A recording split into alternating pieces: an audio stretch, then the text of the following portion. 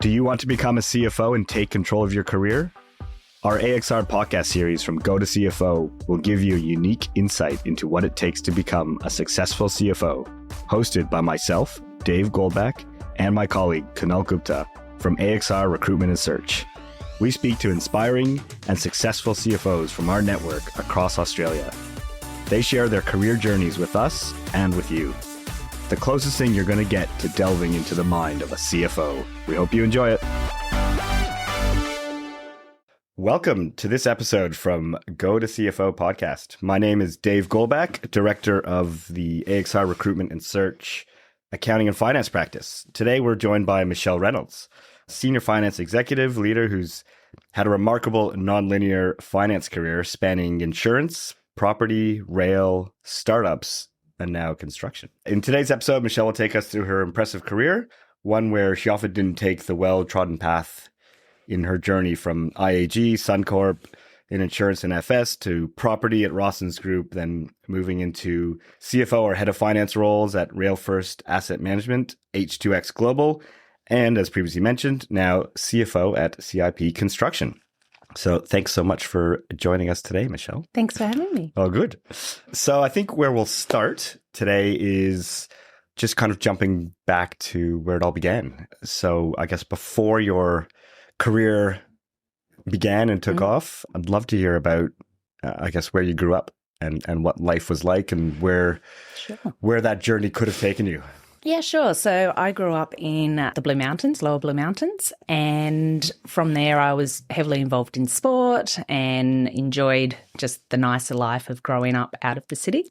When I sort of got to the later stages of high school, everyone's like, what are you doing? What are you doing? And I sort of had no career aspirations whatsoever, like most kids, I would say.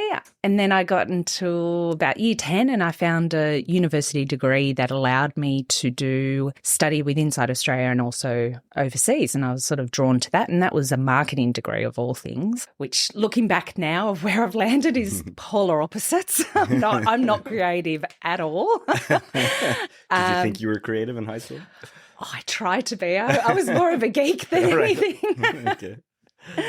So then I got to year 11 and unfortunately my father had quite a large accident. So then my mum actually said to me, do I mind going to university close to home and helping out around the house? And I went, oh yeah, why not? So then at that point, I started looking at university courses and the reality of the big wide world and cost of moving out of home and doing all of that really set in.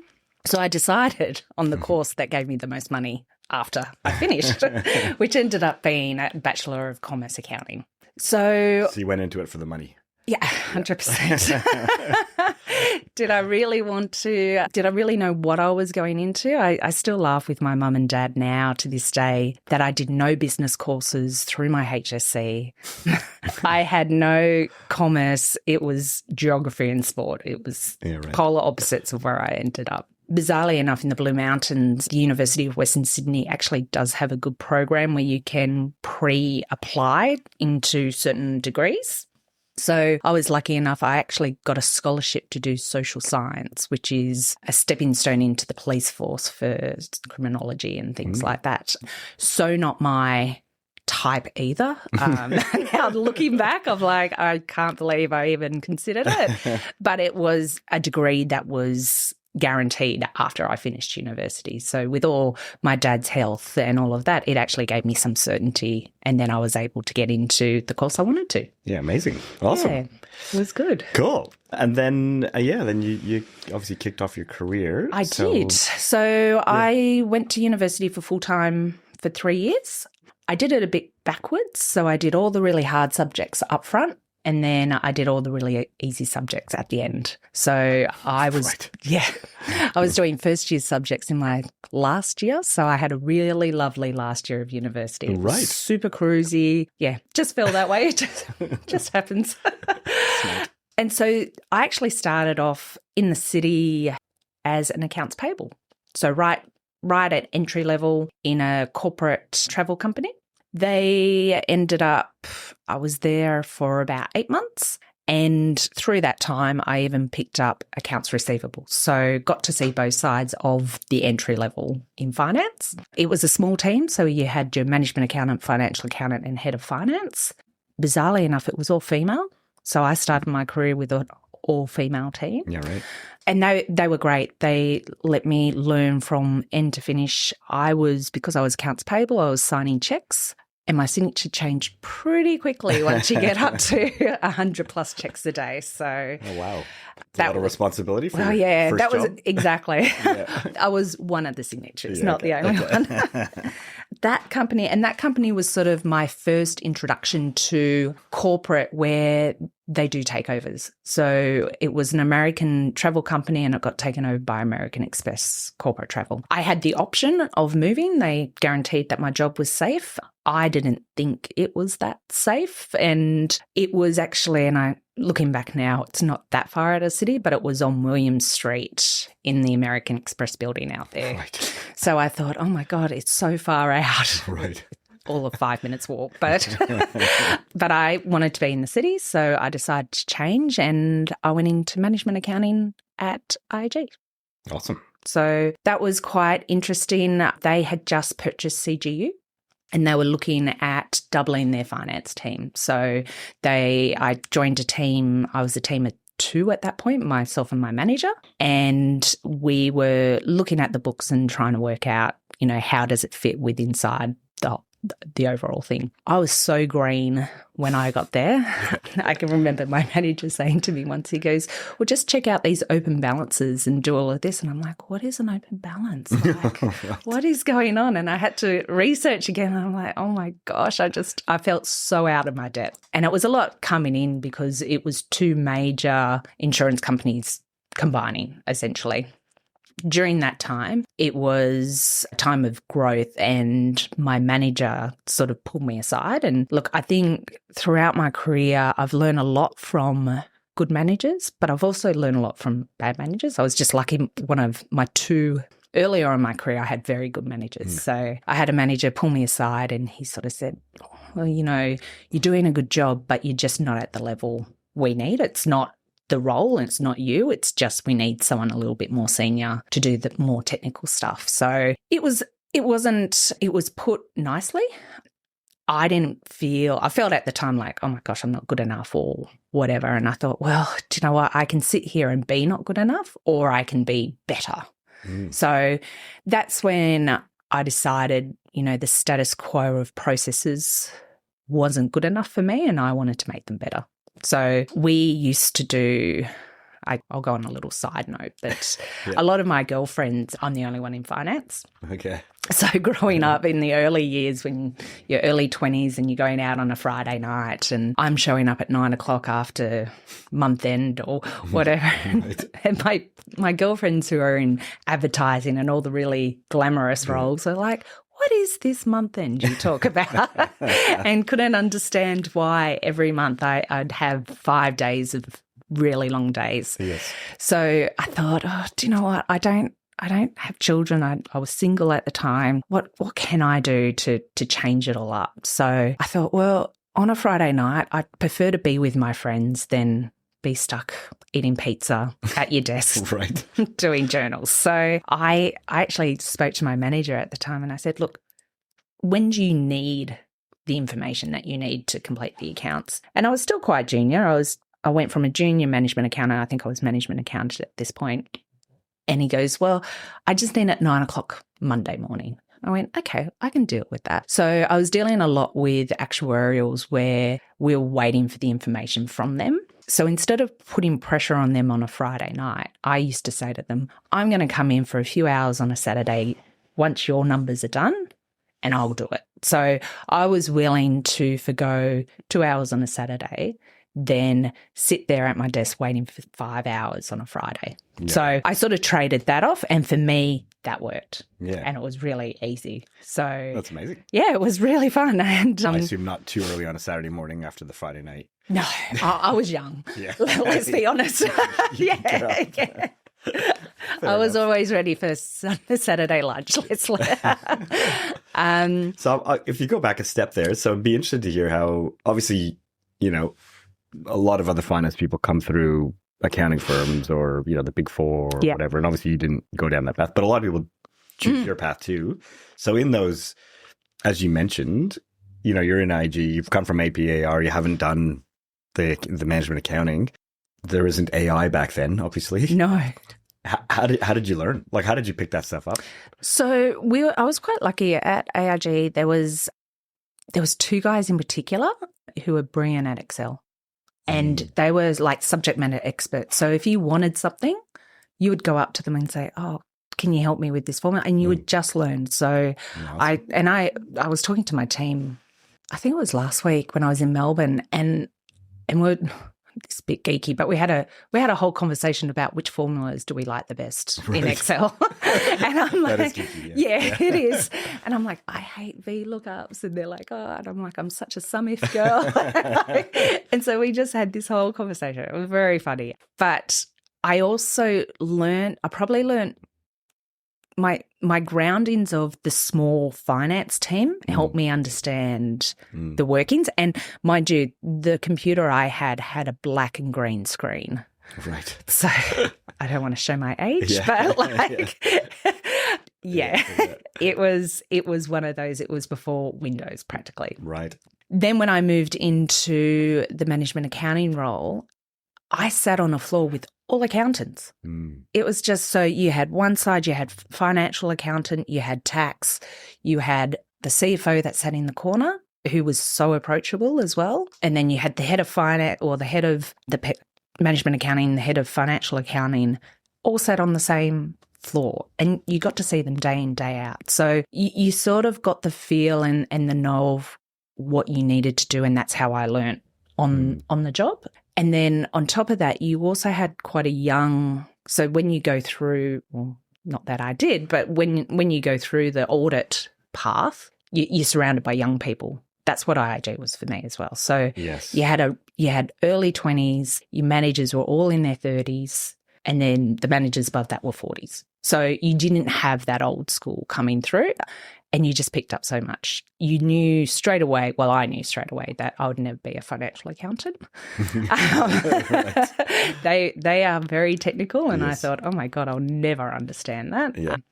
But yeah, and I think that whole structure allowed you to grow. So even though, and I was speaking about it the other day, because it was a listed company and you had so many people working on it, like I think I was responsible for 4 lines of the P&L.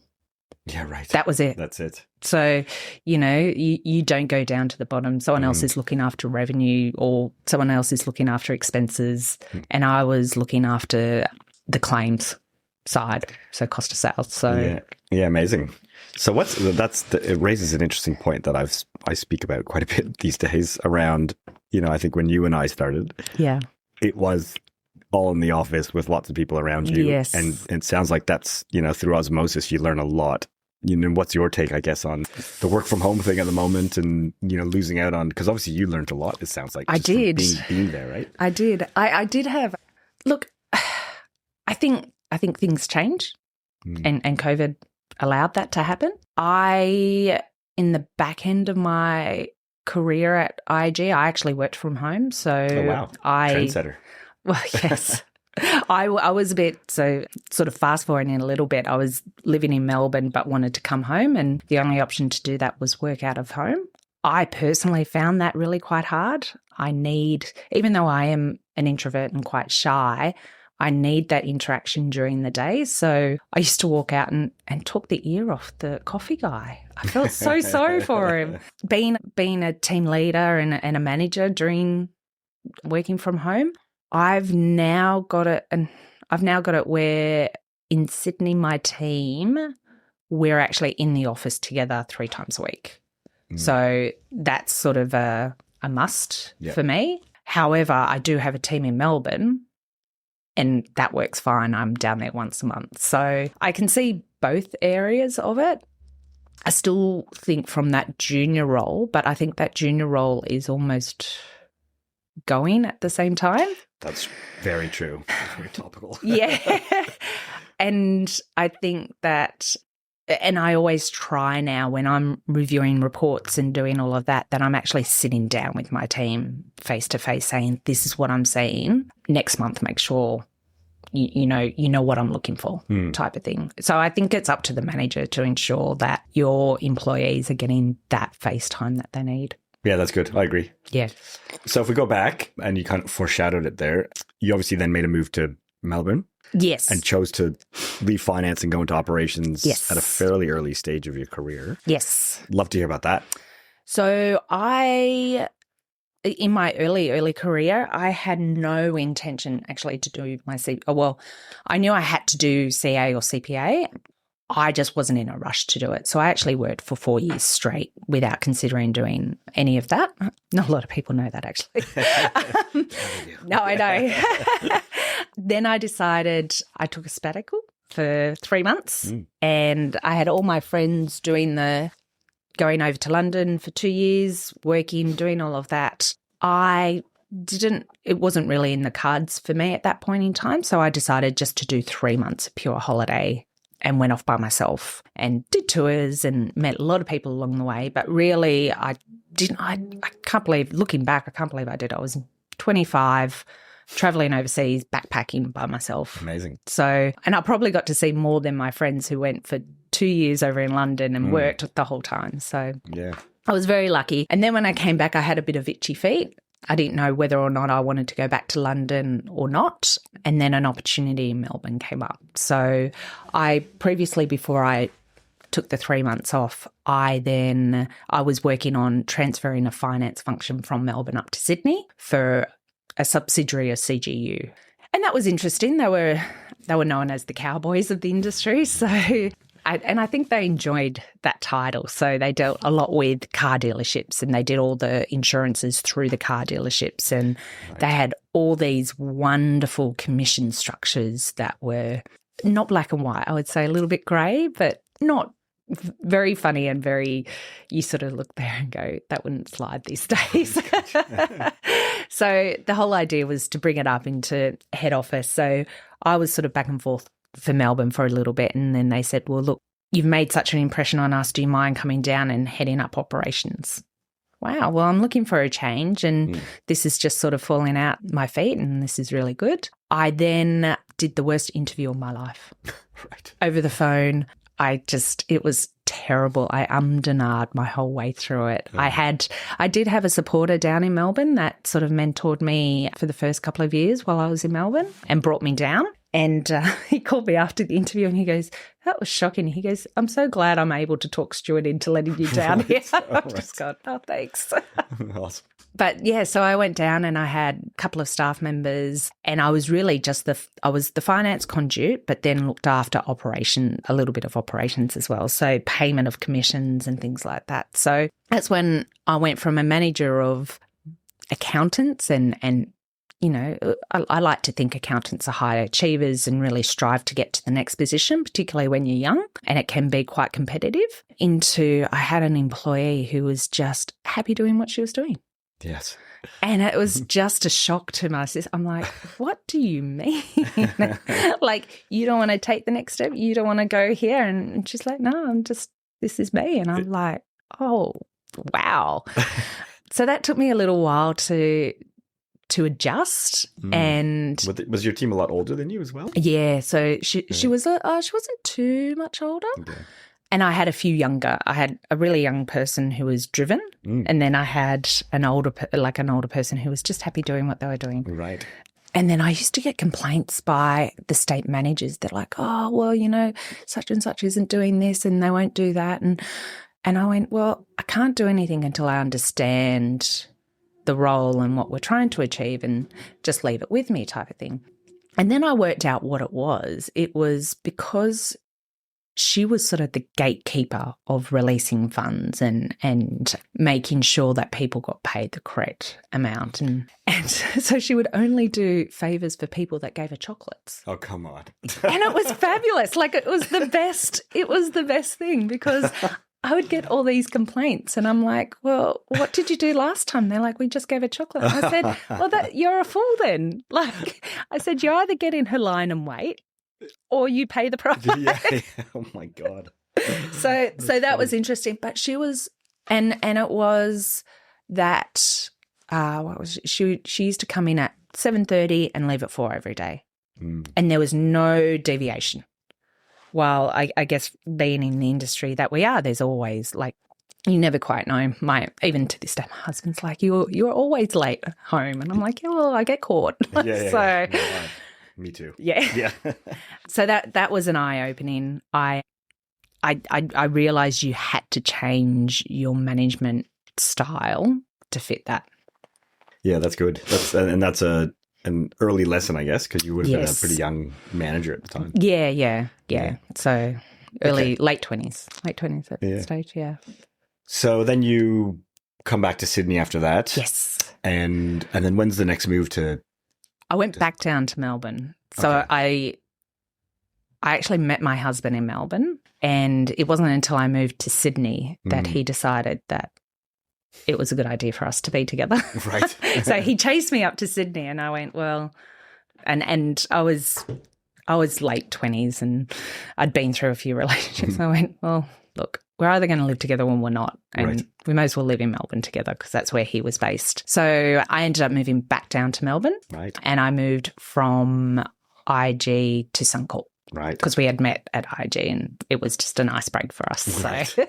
So So I moved to Suncorp, and bizarrely enough, Suncorp had just purchased Amy Insurance. So I went into that cycle again of a company purchasing another company and and because I was a little bit more senior, I guess I saw a little bit more of not so much the transactional way of it.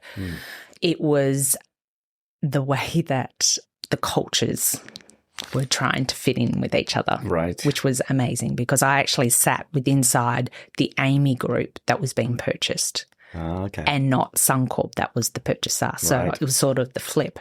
And bizarrely enough, the head of finance, or he might have been the CFO then, he actually worked at IG and knew me from IG as well. That sort of helped with the in-sling as well. Yeah, right.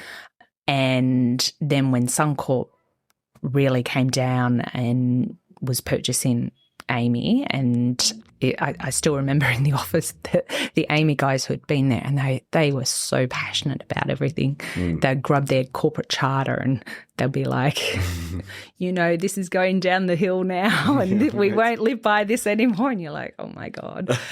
But then, and with any mergers, it was like every week a new senior person started to be made redundant, and you could see the trend of what was happening. So then I moved back up to Sydney because they were moving the finance function up to Sydney. Yeah, right. I was the only one from the finance team willing to go, and I was lucky enough. My husband, he had his own business at that time, so he was easy. Moving a Melbourne boy up to Sydney is a challenge in itself, but we got over that.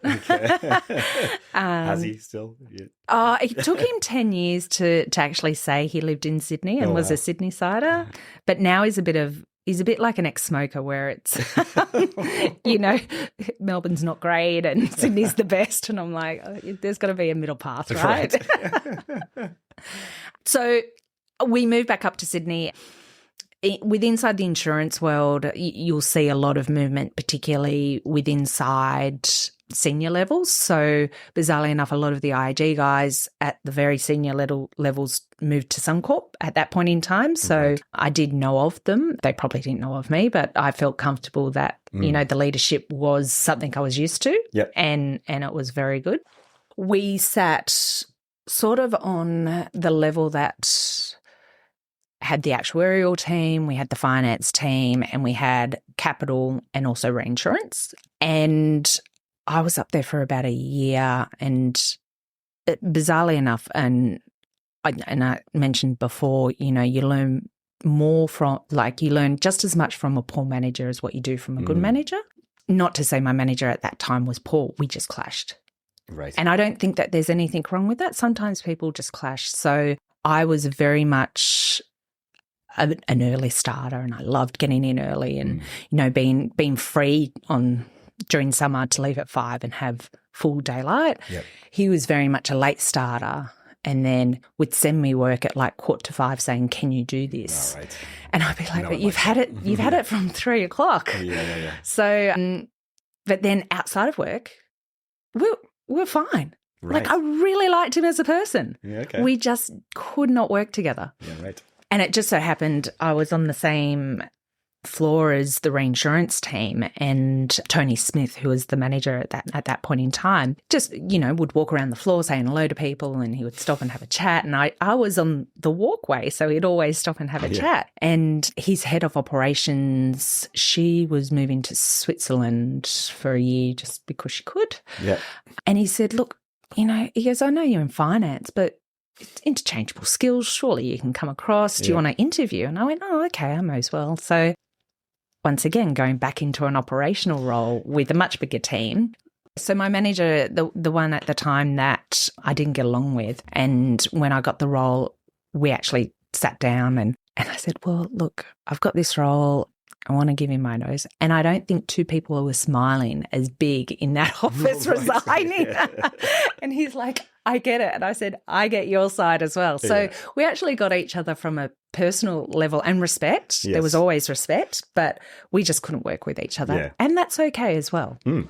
Yeah, so I went back into an operational role. Yeah. Did you think that was going to happen? I personally didn't think at that point in my career I would ever get to a CFO. I didn't think it was in my wheelhouse. So that's why the shift to operational, I thought, well, this would be a good challenge. And the breadth that it gave me but was great. Once again, I went into people who were just we call them life. That's probably a horrible thing to say, but they were just happy doing their day job. And I had a team in Queensland where they were older ladies who were 5 years off retirement and had been doing the same role for 20 years. Right. So I'm like, how do I manage that? Yeah. And then I had young, ambitious people, young guys working in the claims area that I actually got the job over, and I had to manage the first couple of months through why I got the job over him. And so that was a little bit of a challenge. Mm. I sort of had my first challenge as I actually had to get someone fired. Oh, right. Because they falsified sick documents and things like that. So it was just this whole array of people that I had never encountered, I should say, in the finance world. Yeah, right. That was just completely different. And it's like, oh my God, what have I come into? So how did you learn? How did you manage that? How did you learn, and how did you? Look, once again, it's back to the Tony was a very good people manager. Everyone loved him. Everyone not only loved him with inside the company, but from external point of view. From a reinsurance point of view, it was so reinsurance. You buy insurance for the insurance company, so it's very outward facing. Yes. And I guess I didn't really appreciate how much my finance background would help me in an operational role, because essentially at the end of the day, it's all about capital management. So depending on how you structure your reinsurance depends on how much capital you have to hold as a company. So the more effective your reinsurance purchase is, the more effective the capital is. So I guess walking into it, I just saw it as a new challenge, I'll be dealing with claims, I'll be dealing with this. But actually there was a lot of back and forth, and they had their own accounting team inside that, and I worked quite closely with them. And it was actually a very fantastic role. Got my first exposure to real corporate pressure where there was a claim and the claim didn't work well, and we had legal involved, and we had everyone from the top up and down and sort of said, you just need to fix it. And so it was something that really pushed everything through and gave me exposure not only to senior people with inside Suncorp, but also senior people with inside the reinsurance world. So that really helped. But it also sort of put a target on my back. So when they were looking at people who we went through a restructure and they're looking for redundancies, I sort of said, I wouldn't mind one. Okay. So I sort of put my hand up, and it was my first redundancy, which was confronting. Yeah. I guess everyone always says it's not personal. kind of is. Yeah. It is personal to you. Yes. I was lucky enough, I was actually going through it with one of my employees as well. And we had a 3-month period where we knew we were going to leave, but they gave us 3 months runway. So I actually trained someone to do my role. Wow. And then That's pretty, that's always a hard one, isn't it? It is. But I was almost ready to leave. And I was still, I think I was early 30s, and I'd had a wonderful time at Suncorp. Like, I'd got married during that time. I'd made really close friends. I not only did my role in the finance and operational areas, but I was able to branch out. I did some underwriting. I did a lot. So, I was ready for something new. And granted, to people in Suncorp, they were also throwing their hands up saying, how can we get you a job? I'm like, just relax. Yeah. It's all right. Yeah. It's all right. So I had a good time of, sitting back and thinking. I used to go out for lunch with my employee that was also going through the same thing, and it was great. Like, you just had this bizarre camaraderie. Yeah, okay. That's good. So then after that, I got introduced to AXA through just a random Seek. I applied for a role on Seek, and I got called up, and they said, look, that role, I think they said something along the lines, that role's gone, but we've got another role that we can't fill, and they're looking for, more of a cultural fit than technical. And they said, we've only spoken to you on the phone, come in for a coffee. So I came in for a coffee, and I said, well, look, I've been in insurance really for most of my life, in and out of finance, and, I can stay there. And they're like, just give this guy a go, like these guys a go. So that's when Rawson came into the mix. It was in Rhodes, so it was sort of my first job outside of the city. I went for the interview and was terribly late. I couldn't find the office to save my life. It was horrible. And I like being on time. Yeah. So it really threw me. And then to make it even worse, Matt Knight, who was interviewing me at the time, he made me wait a half an hour because I was late. Yeah. I don't know if it was by chance or he got caught up. Yeah. But so I had the interview and an hour late. Yeah. Oh, God. And as I was leaving, I sort of said to him, because I apologised profusely when I said, I'm so sorry, I'm late, I got lost. And then I said to him as I was leaving, I said, I'm so sorry to ask this, but how do I get back to the train station? I have no idea. So I look like this lunatic. Right, yeah. And so I went for the second interview. Anyway, I ended up getting the job. Amazing. It was something that I thought, it's that 40 minutes train ride where I had lived most of my life walking to work. It was complete change from that type of thing. But it was a mum and dad's company turning corporate, doing all these really good things and growing at the same time. So they were the third largest home builder in New South Wales, as well as they had a development arm as well. Yeah. So from there, I went in, and coming from insurance, where I said, management accounting in insurance companies, you can look after 3 to 4 lines in the P&L. I went in there and they're doing cash flows and they're doing all of this, and I'm like, I was so out of my depth, and I'm like, oh my God, I'm like Googling, what's it? How do you do this? How do you do that? And I was quite reserved for the first couple of months, and it was like I just needed quite time to get my head around it, to make sure that these things were going to happen, or what did I need to do. And I had quite a big team, and so they had quite an issue early on, which is why the culture fit came in more so, where they had these, what was my title? It was commercial accountant or commercial finance, where they couldn't talk to the development team. They just couldn't interact with them. Everything they said, it was very financial and it wasn't interpersonal, like, how can we help? How can we do this? So that's what they really needed. Mm. So a lot of my time was really spent just talking to teams and getting their trust. Right. And then working out what the cash flows meant after that. And I went into, what banking and things like that. And I think I ended up with accounts payable underneath me and accounts receivable. So, the breadth of the role just kept on increasing as my confidence increased throughout it. Yeah, right. We were lucky enough to have a major deal come across the table in the development area. which was sponsored by AMP, and it was backed by a Saudi company. And that was like $150 million deal.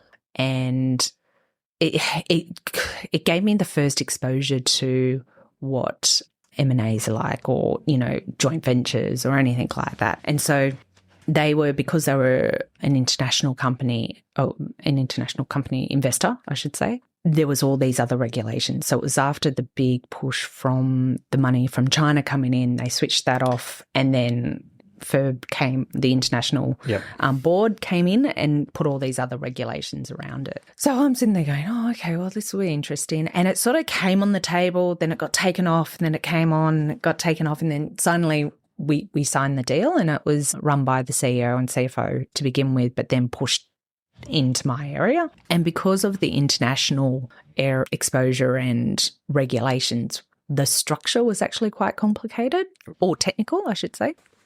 So we had to structure it where you got your maximum GST, and we didn't lose money out going into tax for an international company. So dealing with an international company. So it was all and because it was a JV and we only owned 30% of it, but we still had full control of it. So where it sat in the P&L and balance sheet was a little bit different. Right. Okay. And had you seen any of that before? No, of course not. So, how did you get ahead of that one then? So did you feel like your team might have known more than you at one point? No one knew. No. Okay. That was the better thing. So you're all kind of learning together. Yeah, exactly. Yeah. And look, that's where advisors come in. And you got to trust the advisors. We had KPMG, but they were good advisors then. They came in and they help us structure it. So they have, and I remember sitting in one of the meetings, and I'll be the first one to put up my hand. I'm not good at tax. Okay. I do not know what the tax experts know. So I still believe that you need to bring in people who are experts in the field to get the best outcome. Yes, it may cost you a little bit, but in the long run, it's going to help you. Yeah. I will go a shout out to Stu Camino, who was my boss he was my CFO at Stryker.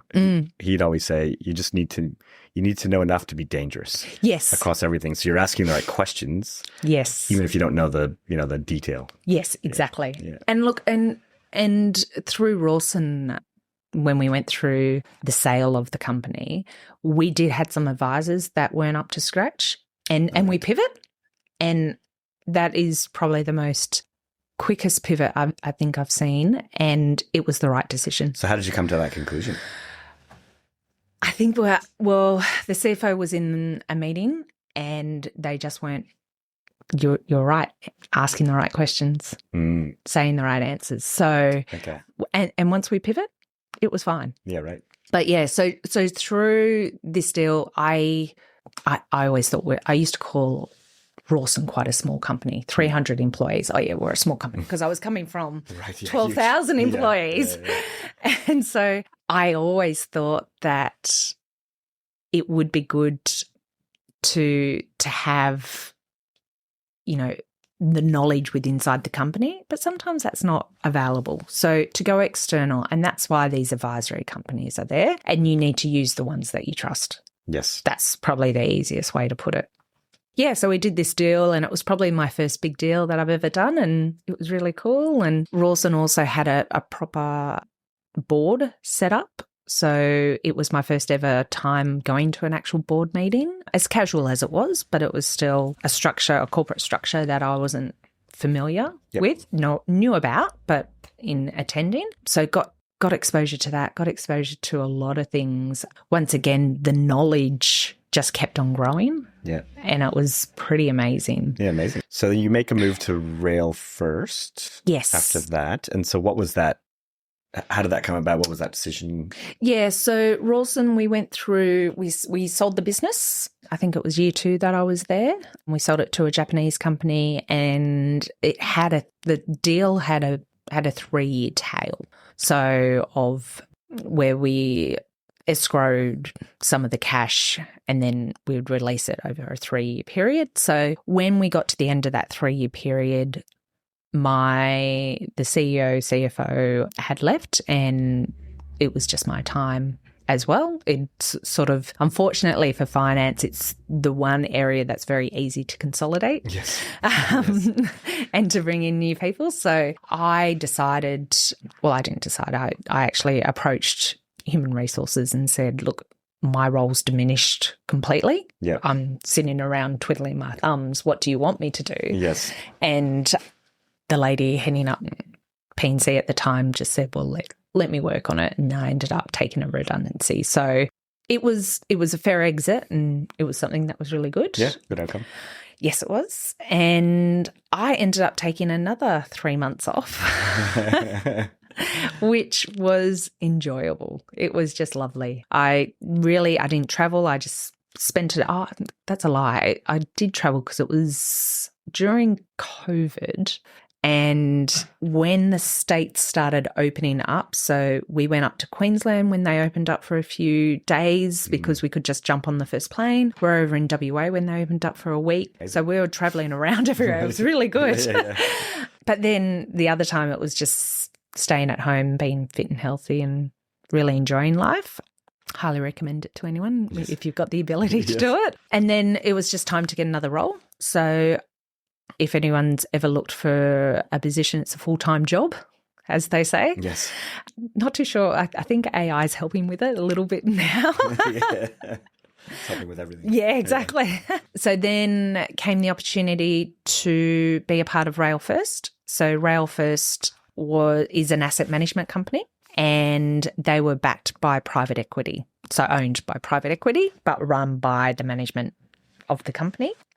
So they were purchased 6 months before I joined, and they had sort of done a clean out of the management to change the culture. And I came in as head of finance, really to help consolidate, simplify. So private equity had purchased the company 6 months before I started. Right. And so when I started, they were going through a management restructure. They were changing the culture, and they were looking at selling it inside 2 years. So I started, and it was nice and close to where I live in North Sydney, so walking distance again. I got back to walking, which was my only aim, right? Being in roads, I'm like, I want to walk to work again. So then I started there, and I sort of walked in, and you could feel the culture of the place was changing, but there was still a little bit more. And I think the finance team is sometimes the hardest hit by culture because you're expected to do long hours for no recognition and no reward at the end of the day. So walking in, it's sort of like, oh, hi. And they had the new CFO at the time, and he pulled me in. I think it was the first day. And he goes, this is not a reflection on you. And I went, okay, what's happening? He goes, I've decided to retire and I've got a new person starting. And I'm like, okay, great. Okay, right. On your first day? I think it was first week or something like that. And I said, yeah, sure, no problem. They're like, don't worry, you'll be looked after. And I said, yeah, it is what it is. It ended up, the new CFO coming on board was brilliant as well. He's a part of the AXR world as well. So it all sort of worked. So when I joined, they had a company that had over 7 entities.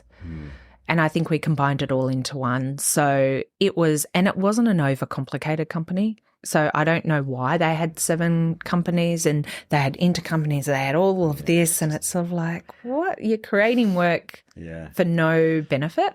So we simplified that. Once we did that, we started from scratch again. We did a stock take, which was my first time going into it was down in Goulburn, and it was a massive warehouse where they stored all of the trains and locomotives as well as the wagons. And we were counting nuts and bolts, and because I didn't have an audit background, I'd never done that type of thing. So I'm sitting there going, I know. I'm like, thank God I chose my path. I was always in the office. Yeah. So I did all of that, and then I had an opportunity come knocking at my door. So I was very happy at Rail First. Within the first 6 months, I got a knock at the door and I got offered a CFO position at H2X Global, which is a startup hydrogen manufacturing of vehicles. So new technology, startup, that should have been my clue. Yep.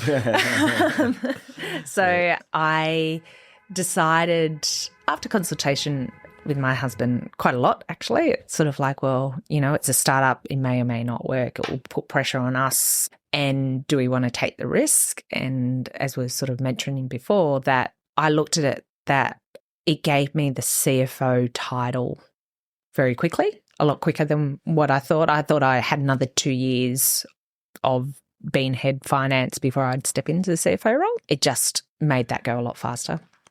And the idea was, and I spoke to my husband James about it, I said, well, look, even if we have it for 6 to 12 months, I said, that's a really good thing on my resume. Yeah. Whether or not it works out. So then I decided to take the plunge and step into it. However, because I was only at Rail First for 6 months, I didn't want to leave them in the lurch. So I was very adamant. I gave them a 3 months notice period, and I actually trained the lady taking on my role. So it's very good of you. Yeah. And look, it all comes down to you never burn bridges. I think my working in the insurance industry always shows that, everyone mixes in the same circles. And I had a lot of respect for Neil, who was the CFO at the time. And I didn't want, it was a critical time in the company that we were just getting it to the point where we could sell. And I was still learning a lot from being owned by private equity with how they worked. So the way that they wrote board papers was very different to a management report. So down to the point that, if you're writing a board paper and we know we're going to sell the company in 6 to 12 months, don't put anything in red in the board paper. Right. Put it in orange. Right. Like just little things like that. And like your board minutes aren't detailed, they're just action items. So, that taught me a lot of, you can give enough information. You don't have to give it, you don't have to give warts and all during the board meeting. Yes. So that was really, really interesting. And I still, to this day, write board papers like I wrote them in Rail First. Yeah, so amazing. It's really easy. It was a good formula. Yeah, it's good. And yeah, I agree with that. That's something I think that was a big learning I had as well. And it's just, when you get to the board, they don't have time. No. And you have to just kind of give, short points. Yeah. Pick it up quickly and move on. I had friends that moved on to a smaller insurance company, and I used to talk to them. They're like, we've got to write the board paper. And I went, God, 10 pages, good luck. Yeah. And they're like, no, it's 500 pages. And I went, how does the board read that every month? It doesn't make sense. No. So they probably don't. Yeah, exactly. And I'm like, you're just wasting your time. Yeah. Terrible. So pushing back is, or just giving a different option. Yeah. Is always good. Yeah. So I gave 3 months there and moved into the startup world and new energy world. So did H2X, did they know, were they okay with the 3 months? Did they put that? Yeah. No. I was very animate so I was lucky it coincided with their funding. Right. So okay, so it kind of worked out. So they got the first sort of funding in the November, and then the second funding came in the February when I joined. Yeah. Okay. So it actually worked out quite well. So I went from having a team beneath me to just be me. Right. So I went back to my roots. I was doing accounts payable. I was doing accounts receivable. I still deal with zero. Right. Journal entries yourself, everything, right? 100%. So I'd love to hear about that. I mean, that's always hard, right? Especially because you said that Rawson was small. Yeah. Quotations I'm doing, 300, but you'd come from much bigger, especially Suncorp and IG, right? So how do you go from that to CFO of a startup and doing everything yourself? It was, surprising. So I ran everything from cash flows. I was on the board at one stage. Cash is king. And I remember the CEO at Rail First when I was leaving, he goes, I did my time in startup. And I went, oh yeah, how was that? And he goes, yeah, get used to not being paid. Right. And I went, won't happen to me. Nothing like that happens to me. And then when I started, we sort of had the perfect storm. We had Russia went into war with the Ukraine, which dried up a lot of funding, a few other things. So all these things started compounding. We had a few successful capital raises, but then I realised with inside capital raisers and the brokers that do that, there's some who aren't very professional. And I was shocked with the lengths and how people went about in that industry. I just went, oh my gosh. So that was really eye-opening. I was doing a lot of investor talking and trying to sell the company. So I got very used to selling the company and selling, how good we are and what we're going to do. And I'm like, even to this day, I'm still a part of it. I'm still the company secretary through all my sins. No, I shouldn't say that. No, it's actually, it's quite good. Well, you did say before that you can't, I don't believe this, by the way, but you did say that you are introverted and shy. Yeah, I am. Which I find hard to believe knowing you, but coming from that to now having to be the face and investor relations and capital raises and, was it a new skill you had to pick up, and how did you kind of go about that? Yeah, 100%. So it just meant all the stuff from a traditional finance background sort of went out the window. Because we had a team, we had 4 employees, 10 contractors. It wasn't a very big company. And so from the traditional finance perspective, you could do it in a day and a half, a month. Like, it wasn't a lot. And that was only payroll. So I even did payroll as well, which is great. Yeah. So going in and selling the company was something new to me, and there is an art to it, and when you do it well, you can really see it. Just recently I've been on the other side of it, and I'm like, where's the sales? Where's the sales? Yeah. And, I was very lucky. The CEO at the time, who unfortunately has just passed away recently, he was magic at it. Yeah. He would walk in and captivate the whole. And you would believe that this would be the next big thing, and it is, but it was just like knocking at the door, and it was amazing to see. That's great. So if we skip then to now, obviously you jumped into your first. Well, I mean, that was obviously CFO, but you were CFO and everything else. Yes, and now you're CFO of CIP Constructions with larger business than where you were, big team, all that stuff. So, I mean, maybe just very quickly, CIP Constructions. Yeah. Who are they? And then tell us a bit about, kind of in the hot seat for the first time as CFO of a bigger business and what you've learned. So, CIP Constructions is a brand that's been around for about 20 years. However, 6 years ago, it was a management takeover by the Henry family that really just took a proportion of the CIP Construction brand, which was the industrial builder. And Mark Henry, who heads up the company now, really just started building it from itself. So 50 employees year one, turnover of 100 million. Then we're coming up to the 6th year.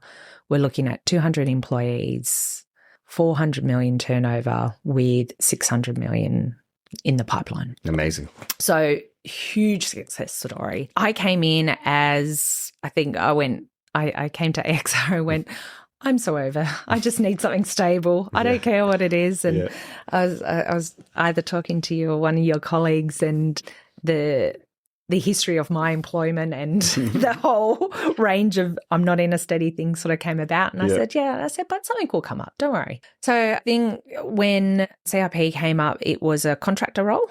They were just looking at filling it for 3 months until they found a full-time position. I was just lucky enough that with the startup, I was able to start straight away. I'm pretty sure I went in for the interview on the Thursday and I started on the Monday. It sounds right from memory. Yep. Yeah. And I walked in and I sort of, I prefer to be stand backish to begin with and just listen and see what's happening. But I knew that there was a little bit of a irritation with inside the finance team where they felt unloved and not heard. And that was very well put to me when I took on the role. So I knew I couldn't stand back to begin with. I needed to come in full force. So I had a week before Christmas. So I came in and I met the Sydney team and I had a team in Melbourne. I didn't realise, I thought the Melbourne guys were already on holidays, so I didn't contact my team on the first day. And the second day I said, oh my God, I'm so sorry. I thought you were on holidays. Right. So that was sort of my little hope for her. But we got over that and I made the commitment to the Melbourne team that I think I went down every second week just to be seen. And I was 2 months into the role where Mark comes in, and this is one owner company. He comes in, he goes, so I've decided. And I went, okay, what have you decided? He goes, I'd like you to be full-time if you accept. Yeah, right. And it was as casual as that. Yeah, so right. I took on the role and the role is very different. So it's not, I don't have to be technical because I've got staff members for that, which is great. My role is making sure that finance is seen and we're there to help. So we're more of a business partner and changing that attitude of what we had. CIP as a company went from, we didn't have management meetings every month. It was, you got reports and, hey, it would be great if you could make a decision off it. We're trying to corporatize it now and be like a tier one construction company, not in the cultural sense, but in processes and governance. So what I'm finding now is I'm dipping my toe back into the governance side rather than the technical side. I've got a team that is very well versed and are very good at what they do. So they do all of the reporting, they do all of I've got accounts payable, I've got payroll, they just hum. But when I first walked in and I went down to the Melbourne office and it was like, hi, and they're like, oh, hi, you like us? It's like, yeah, it's all right, you can speak. So I had to change my tune and be more of that loud person and happy person because I knew my team needed it at that point of the information that I gave. So my management style really changed to just supporting them because I knew they were doing what they needed to do. It was just making sure that everyone else knew they were doing what they needed to do. Yeah. So, yeah, and now we're growing again and it's good to see and it's good to be a part of. Yeah, it's great. I love it. So if you think back to your whole career then, you're now in the hot seat. You're the CFO of a fast growing, growing larger construction business. Yep. You've had an interesting career of different moves and different industries and changing in between finance and ops and all over the place. If for someone out there who's looking to become a CFO, they're 5-10 years behind, in their journey behind where you're now. Well, do you have any sort of advice or thoughts on getting to this point and Yeah, look, I said it not so long ago. We do a very good thing in CIP where every quarter the executive team all get together in one place. So we have a face-to-face because we are a national company and we're across all states. So everyone flies into one place and we have a meeting. I work by one thing, and I said this to Mark, and he sort of took a step back to begin with, but then he actually liked it. And I've done this for quite some time now. Is I always look at my role and I try and make it redundant, because if you're not trying to move forward, you're always trying to step back, and that's where throughout my career I've been able to take little pieces from everywhere and get those experiences. So even now inside my current role, I'm always like, well, and now that we're in the AI community, like reporting for finance, I just want to be a reviewer. So that will move my role from 5 days a month to 1 day a month. So what am I going to do for the next 4 days? What am I interested in? So the perfect example is at the moment I'm looking at our tendering process and seeing where we can be better and improve. And that's in new business. That's in sales. That's not in finance. So I would suggest that you make the boring stuff easy and do what interests you apart from that. Yeah, I love that. The value add. Yeah, value add. I think all of us accountants, that's what we want to do, right? Yeah. 100%. Yeah. 100%. That's great. Well, thank you so much, Michelle. No, thank you. That was a great conversation. It went by too quick, as always. But yeah, thanks again for coming in. No, thank you for having me. That's another episode of AXR Go to CFO podcast. Thank you. Excellent. Thank you. Thanks for tuning in, and we hope you enjoy the insights from our network of inspiring finance leaders as they share their journey from Go to CFO. If you're looking to make the next move in your finance career or build your team, get in contact with the team at AXR Recruitment and Search today. We are passionate about building careers, not jobs, teams, not just hires. If you enjoyed the episode, hit the like button and subscribe today. See you next time.